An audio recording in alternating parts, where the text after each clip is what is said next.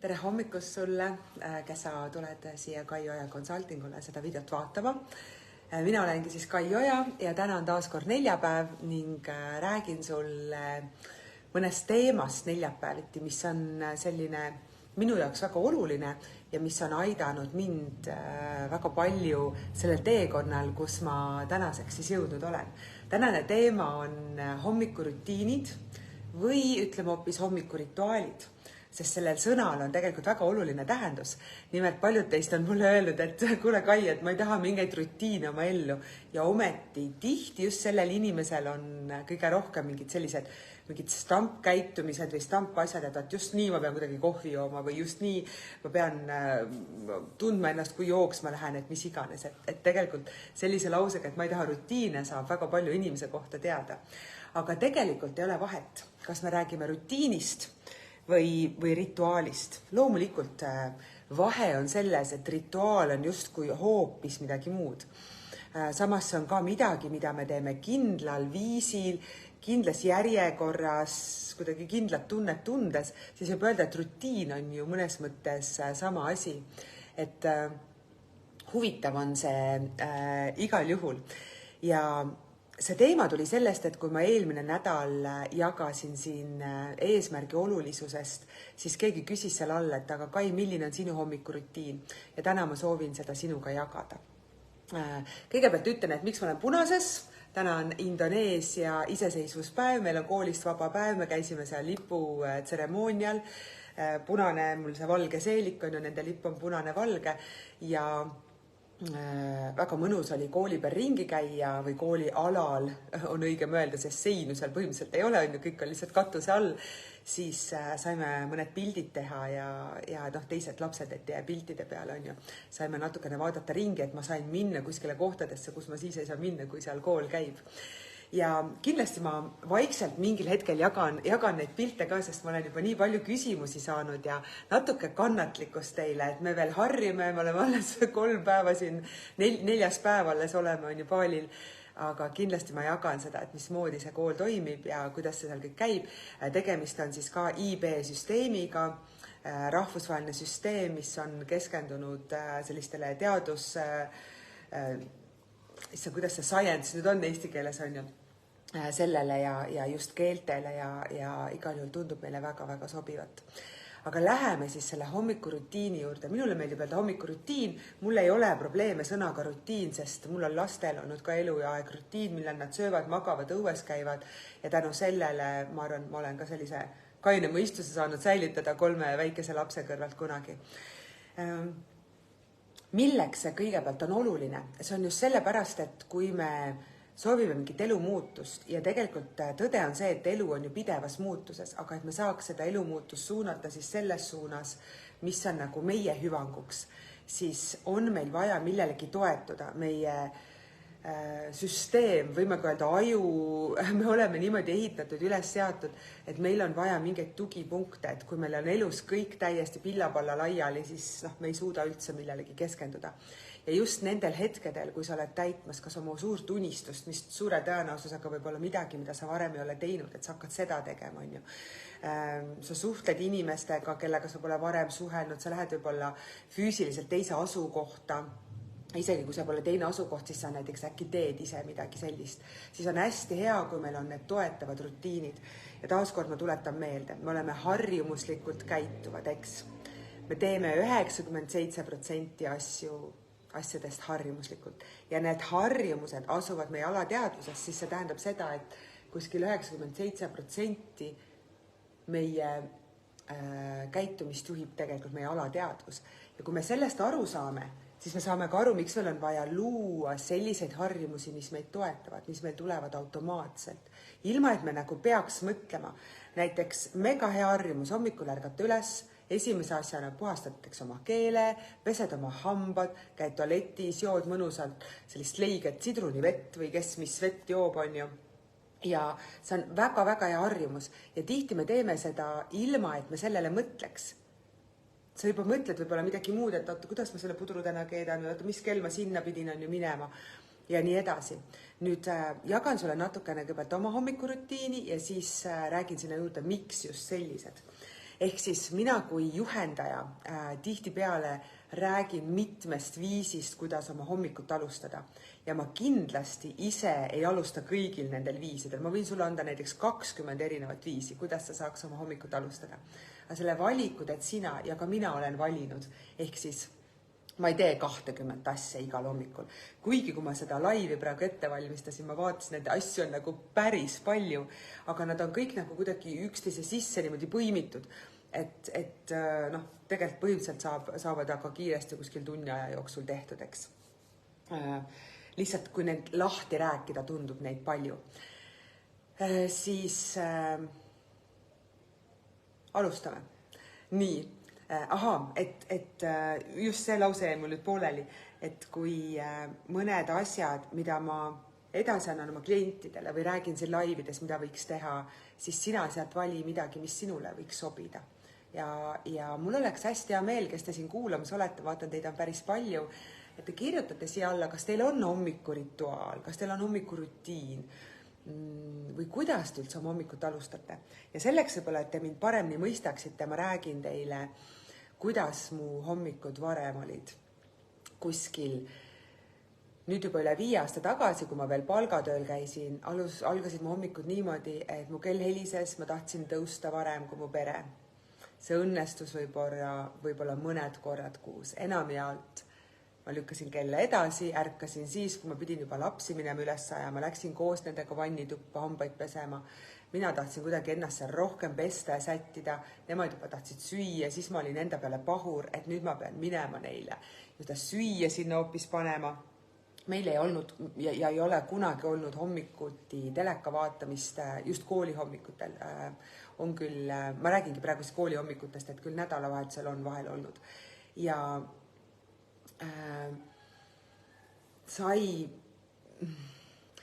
mida ma tahan jagada, need mõtted, mis mu peas olid. Mu peas olid mõtted, et jälle see päev ja ma ei jaksa, ma olen väsinud, arvutasin, sain need 7 tundi magada, ma tahan ikka 8. Hästi pahur olin. Söögilaua ääres kõik pidid rääkima seda, mida mina tahan, kõik, sest ma olin lihtsalt nii pahane enda peale, et ma ei saanud varem üles ärgata, sest ma tahtsin hommikuti seda aega endale. Need mõned korrad, mis see õnnestus mul kuu aja jooksul, see oli lihtsalt nagu väga hea tunne. Ja mul oli tihti peas need mõtted, et ma vihkan seda, et ma pean tööle minema, ma vihkan seda, millised mu hommikud on. Mõned hommikud olid paremad, kui ma olin otsustanud, et ma viin lapsed lasteaeda ja sealt lähen kõigepealt jooksen ja siis käin nagu jooksmas ära ja siis tulen koju. Või kui hakkas nädalavahetus kätte jõudma, siis oli mida oodata. Ja see oli väga halb tunne, mulle üldse see ei meeldinud. Ma olin nii pahur iseendaga ja mulle väga meeldib lause, et see tund, mille sa nagu hommikul kaotad, mis sul nagu jääb saamata, sest sa magad, lükkad äratuskella edasi, siis seda sa ajad päev otsa taga ja see on nii tõsi. Nüüd, kui ma alustasin Bob Proctori programmiga, seda ise hakkasin õppima, hakkasin juhendama, siis ma teadsin, et nüüdsest see peab lihtsalt muutuma. Kas see juhtus üleöö? Loomulikult mitte. Aga mida ma hakkasin tegema? Ma hakkasin ärkama 4:00 varem üles, kas see pool tundi enne minu peret. Ma tegin tualetis need toimingud ära, aga mida ma sinna tualeti juurde kohe võtsin või vannituppa siis on see, et ma hakkasin peeglis endaga rääkima. Igal hommikul siiamaani, see on olnud siis kuskil juba nüüd üle 4 aasta, 4,5 aastat ma lähen vannituppa. Ma ütlen, tere hommikust, armas Kai, kuidas sa magasid? Sa näed hea välja, nii nunnu ja uni, kui lahedad juuksed sul täna on. Ma teen seal oma toimingud ära ja ma ütlen endale, aitäh mu silmad, et olete terved, aitäh mu näonahk, et sa oled ilus ja siidine, aitäh mu käed ja õlad, et olete terved, ma saan liigutada, ennast katsuda, oma lapsi kallistada ja ma käin tere kehani läbi ja tihti ma teen seda, kui ma olen just duši alt tulnud ja paljalt peegli ees ja see võtab tegelikult väga vähe aega. Vahel ainult 2 minutit, kui mul on rohkem aega, siis ma teen 5 minutit, imetlen seal natuke kauem. Ja teate, kui hea tunde see tekitab. Siis mida ma veel teen? Ma ütlen valju häälega oma eesmärki endale peegli ees. Ma olen nii õnnelik ja tänulik selle eest, et ma nimetan ühe tööalase ja ühe isikliku eesmärgi. Ja miks ma seda teen? Sest see, armas kuulaja ja vaataja, millele sina oma tähelepanu suunad hommikul esimese asjana, see tekitab sinust selle tunde ja seda sa mõtled. Ehk siis, kui me võtame, vaatan, kas ma saan teile siia ühe näite teha, mis ma eile just tegelikult oma klientidele ka näitasin. Nii, vaatan, kas me saame siit, vist mul ei olegi pastakat, ma tulin lihtsalt teise laua taha. Okei, ma võtan siit selle näite. Et kui ühele poole on kirjutatud, mis oleks kui, ja teisele poole ei ole midagi kirjutatud, siis ma saan korraga vaadata ainult ühte poolt, mis oleks kui, ja unistan, ja teisel pool on näiteks, ei viitsi, ei taha, ei saa. Ma saan tähelepanu pöörata, et ühele poolele korraga, ma ei saa kahte poolt korraga vaadata, ainult ühte. Ehk siis see, millele sa tähelepanu pöörad, sellega sa ennast lood. Ja selliseks oma päevalood ja selles suunas lähevad su mõtted ja siis kujunevad sealt su tunded. Ehk see on tegelikult väga-väga võimas asi, et hommikul kohe mõelda sellele asjale, mida sa soovid, enne kui sul igasugused mingid muud mõtted sisse tulevad või sa hakkad millegi pärast muretsema või kuskile kiirustama. Te teate ju neid hommikuid, kus sa pead ärkama, paned riide juba uksest välja, nagu, ma ei tea, võib-olla saavad kõik asjad kaasa, sest sa panid õhtul valmis ja suure tõenäosusega jääb sealt midagi maha, on ju. Et esiteks luua harjumus õhtuti asjad valmis panna. Ma lastel siin lasen vahel katsetada, ühel poisil jäigi veepudel üks päev maha. Et ta ei pannud õhtul asju valmis ja nad näevad, et see ei ole meeldiv tunne, kui sa midagi maha unustad ja sa paned õhtul valmis. On ju. Aga mis siis edasi? Et ma ütlen oma eesmärki, et ma keskendun sellele, mida ma enda ellu soovin. Sest vastasel juhul tulevad automaatselt pähe mõtted sellest suure tõenäosusega, mida ma ei soovi enda ellu. Me võime hakata siin rääkima, miks see nii on, aga meil lihtsalt oleme nii ehitatud, et ennast kaitsta, ohu eest kaitsta, ükskõik mille eest. Aga see, kui ma mõtlen oma eesmärki, ei ole tegelikult mulle kuidagi ohtlik, on ju. Ehk siis, kes soovib, siis saab aju kohta rohkem lugeda, aga mida mina olen näinud, et inimesed, kes väga hästi ajust aru saavad, kuidas see toimib, aga ei oska oma mõtteid suunata, oma tähelepanu suunata, siis sellest teadmisest pole neil mitte midagi kasu. Kui Shane Fawkin ütleb, et teie arvamus ei maksa minu arveid, siis ma ütlen sulle, sinu teadmised ei maksa sinu arved. Sinu arved maksavad see, kuidas sa oma teadmisi rakendad. Nii, mis ma siis edasi teen? Lähen vannitoast välja, aitab küll. Siis ma võtan kätte paberi ja pliiatsi ja kirjutan tänusid. Mille eest ma olen täna tänulik? Vähemalt 7 asja loetlen, vahepeal teen rohkem jutuvormis, vahepeal loetlen täpselt, kuidas mul tunne on ja mis on seal kõige tähtsam või üldse kõige selle juures, mis ma siiani olen rääkinud, on kõige tähtsam see, kuidas sa ennast tunned. Et sa tunned päriselt, et sa oled tänulik nende asjade eest. Sa tunned päriselt, kui vägev või mõnus see on, mis su elus on. Ja nüüd viimane ma arvan, kuskil peaaegu juba üle poole aasta on mul ka hommikuti selline kirjutamisharjumus, et ma vastan 4 küsimusele. Kes ma täna tahan olla, kuidas ma täna tahan ennast tunda, mida ma täna tahan anda ja mida ma täna tahan saada. Ja seda me nüüd oleme siin Balil ka, kui me kooli sõidame, meil on pool tundi sõitu, siis autos me ka alati räägime sellest ja see on hästi-hästi võimas asi. Jälle, et sa paned oma taotluse paika, viid tähelepanu sinna, mida sa enda ellu soovid, et sulle tuleks automaatselt see, mida sa ei soovi. Ja hästi kihvt on see, et kui mul on nüüd juba kuskil 4,5 aastat hästi kindel hommikurutiin olnud, mis aeg-ajalt on ka varieerunud, vahel ma olen mingi jooga praktikaga alustanud oma päeva, vahel ma olen õueminekuga alustanud, aga täna on nüüd selline, mis ma teile siin räägin, siis see loob sellise mõnusa rahu ja väga-väga mõnusa tunde enda sisse. Ja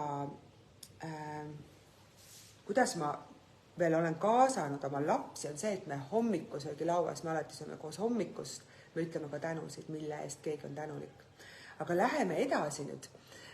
Natukene nüüd siin Balil on see hommikurutiin teine, sest siis me istume autosse ja sõidame kooli. Minul on seal oma ruum, kus siis lapsevanemad tööd teevad ja ma olen tõeliselt õnnelik selle üle, et ma saan koos aega veeta nii erinevatest rahvustest inimestega, mida on alati hästi paelunud, et kuidas teised inimesed elavad, kus nad on pärit, mida nad teevad ja kellel on oma ettevõtted, kes on nii vägevatest asjadest läbi tulnud, et nad saavad võimaldada endal Green Schoolis, laste õppimist Green Schoolis. ja kui ma teiega vestlen, kellega mul on kõned, siis teate, kui palju, et ma arvan, mingi 80% ütlevad, et tahaks juba asukoha vaba tööd. Ja täna siis on see üks minu hommiku osa, et ma jõuan sinna ja seal ma võtan, praegu ma loen siis Bob Proctori poja Brian Proctori poolt kirjutatud raamatut My Father Knew the Secret. Ma võin selle lingi pärast siia kommentaari panna, et saad endal selle soetada, et see on tõeliselt imeline raamat. Ja mõned korrad nädalas ma siis praegu teen ka neid ülesandeid, mida mul minu coach on andnud, kellega mul on nüüd kuskil 6 aega koostöö toiminud. Aga mis mul Eestis oli hommikurutiin, oli see, et hommikul kell 6 ma läksin Zoomi. Kord nädalas oli hommikul kell 6 webinar, teistel kordadel õpiruum, kus siis mu TIR-kliendid kohtusid ja igaüks õppis seda oma osa, et seal ma siis lugesin ja tegin oma coachi poolt antud ülesandeid. Ja kell 7 oli mul teine webinar teise TIR-grupiga, kes on see suvine TIR-grupp, keda ma nüüd katsetan, kes koos kõik seda programmi läbivad. Ja siin ma seda ei tee, sest siis on siin kell juba 11:12 ehk see nagu justkui enam ei ole osa mu hommikurutiinist. Ja ma väga ootan, et ma saaks juba püsivamasse elukohta, sest praegu me veel oleme hotellis nüüd viimast päeva, et ma saaks endaga füüsilise trenni harjumused tagasi. Praegu see nädal, kui me veel harjume selle ajavahe on nii tunda, see jetlagged on ju, siis ma ei ole praegu võimelnud ja täna ma esimest korda tunnen, et nüüd tahaks teha midagi füüsilist. Õnneks keha on terve, kätekõverdusi väljaasteid saab alati teha, on ju. Ehk siis mida ma tahan öelda, et see füüsiline tegevus on ka osa mu rutiinist. Võimlen natuke seda selga lahti, õlgu ja seda iga päev. Ta võtab kuskil tõesti mul 5 minutit ja ma teen seda, ma unustasingi selle siin öelda, on ju, pärast seal vannitoas käimist, aga enne kui ma duši alla lähen. Ja see on nagu väga-väga hea asi. Aga siis mõned korrad nädal käia jooksmas, kas teha trenni ja täna ma näen, et siin, kui ma lapsed kooli ära saadan, kui nad mingi hetk ise lähevad, ilma et ma kaasa läheks, siis mis see nüüd teeb? Vist kadusin ära korraks. Ehk siis väga ootan, et kui lapsed saadan kooli, siis ma saan teha oma trenni. Ja tihti ma just nädalavahetustel teen hommikuti sellised pikemad trennid, kui lapsed veel magavad ja enne hommikusöök ja kõike muud. Vaat selline on minu hommikurutiin, et nüüd kõik see kokku võtta on varajane ärkamine. Mulle väga-väga meeldib varem ärgata, näha, tunda seda päeva energiat, siis tänulikkus, et panna paika see tunne ja viia tähelepanu sellele, mis on hästi mu elus. Siis selline igapäeva taotlus, mis käib läbi eesmärgi ja nendele küsimustele vastamise ja enda keha eest hoolitsemine tegelikult. Ja üks oluline asi, mida ma veel teen, on see, et kui mul on äratuskell, siis ma tõusen voodis istuuli ja ma võtan veel mõned minutit, tavaliselt see on võib-olla 2-3 minutit, ma äratust edasi ei lükka, aga kui ma istun, siis ma enam magama ei jää ja ma visualiseerin oma eesmärgi täitmist. Taaskord see on see, et sa paned nagu kavatsuse paika ja mõtted läheks selles suunas, mida sa enda ellu soovid. Sest kui sa seda ei tee, siis sa mõtled automaatselt sellest, mida sa enda ellu ei soovi.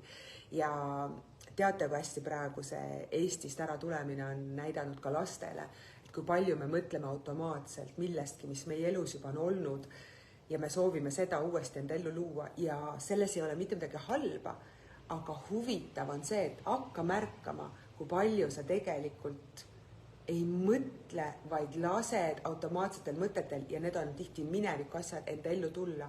Aga kui sa vähegi usud, et sa lood enda elu oma mõtetega, kõik su mõtted saavad reaalsuseks, sina muutud sellest, millest sa mõtled, siis on vaja omandada oskus oma mõtteid muuta. Sest muidu sa mõtled mineviku asju, mida see teeb, sa lood kogu aeg seda sama endale ellu juurde. Sellepärast enamus inimestel sissetulek ei tõuse.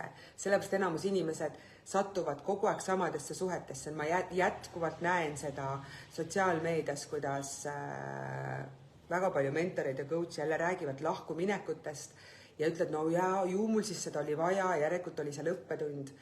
Kui kaua veel, eks ole, me saame sellest lahti, kui me otsustame, et nüüd ma teen midagi teisiti ja eelkõige sa ise hakkad olema teistsugune.